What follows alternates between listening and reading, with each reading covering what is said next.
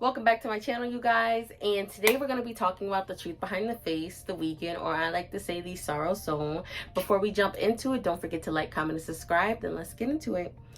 The Weeknd was born on February 16th, 1990 in Toronto, Canada. He is the son of Ethiopian immigrants, but had never had much contact with his father. His father actually wound up leaving him when he was a toddler. He started making music in high school, but soon dropped out of high school as well. In 2011, he released an album called House of Balloons, which caught Drake's attention to be able to work with him on his album called Take Care. Actually, from Take Care, there were several songs of House of Balloons on that album as well.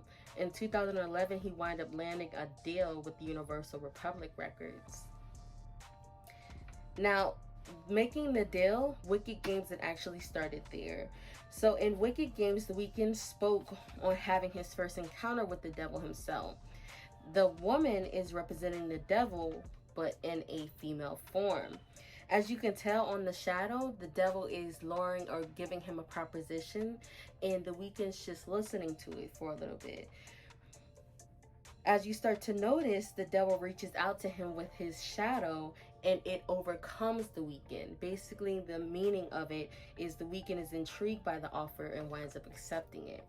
Now, in the song I Can't Feel My Face, you realize that he's performing for the Illuminati himself. And they're not really interested at first. The more he starts to sing, the more they become interested. And once they throw the fire on him, it ignites him, basically sealing the deal with him himself, with the contract. The song The Hills, The Weeknd actually was talking to the devil once again, saying that he didn't want this anymore. He only talks to him when he's drunk or he's on drugs, which is crazy. Around the ending, you see him come in the house to have a personal encounter with him, and you see the devil waiting in the room with two females. You also see in The Hills Have Eyes, The Weeknd implies that the hills have eyes, basically representing that the devil is always watching, or they're always watching over him to make sure things go as planned. In the song Starboy, he actually killed the old Weeknd and replaced him with the new one. The new one is actually proud of his accomplishments, and you see in the picture with Higher Up, the Weeknd is smiling with him, along with a Black Panther. The Black Panther represents protection even in secrets in life, as the Weeknd endures into this new lifestyle that he has.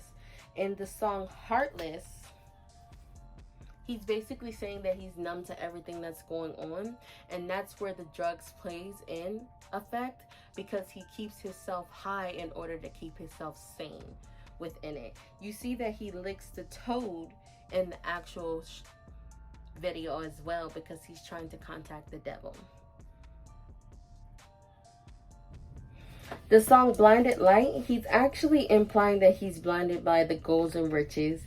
As you can tell, he will only be okay with it when he's high yet again, where drugs plays in effect.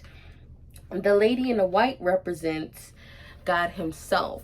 As you see, as the Weeknd gets closer to God, they rush in and start beating on the Weeknd. The Weeknd gets really scared and he runs out the room.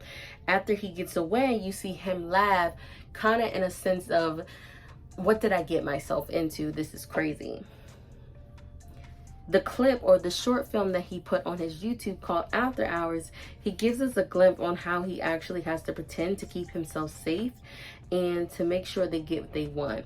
He implies also that every time he does a performance, regardless if it's on music videos or concerts or live performances, he's not happy. It's all for act, and he has to make sure that they are satisfied with his actual performance. You see him get on the elevators, and as he's going down the elevators, you notice his face expressions change horribly, where he's traumatized and he rethinks everything that he's ever did, starting from making that deal. As he gets closer, when he starts to have a full meltdown, you realize that they come and check on him again, and they get him straight. And by the time another person shows up, he's completely fine. He's numbed every bit of emotions that he had. Song Save Your Tears, The Weeknd actually tells the world that he has made his bed and now he has to lay in it. He also implies that even in death, they still owe him. This is why a lot of people say that if you sign to a Universal record, that means that they own you regardless if you was to pass or not. They own you, your image, and your music as well. Overall, if you look at some of his other videos, you realize that they own him again, even in death. If you play his videos, you'll see two women finding his body on the street and attaching it to a body that they had just murdered and performed a sex ritual to bring him back to life, which he implies again, they will always make sure that he remains alive so he can continue the agenda that he was supposed to push, and that the agenda he also signed off on the contract. Altogether, The Weeknd doesn't actually want to do this anymore. He's actually very traumatized and he's kind of stuck in a cycle that he can't get himself out of. That is it for today. If you have any other artists that you want me to do, drop them down in the comments below and I'll see you for our next one.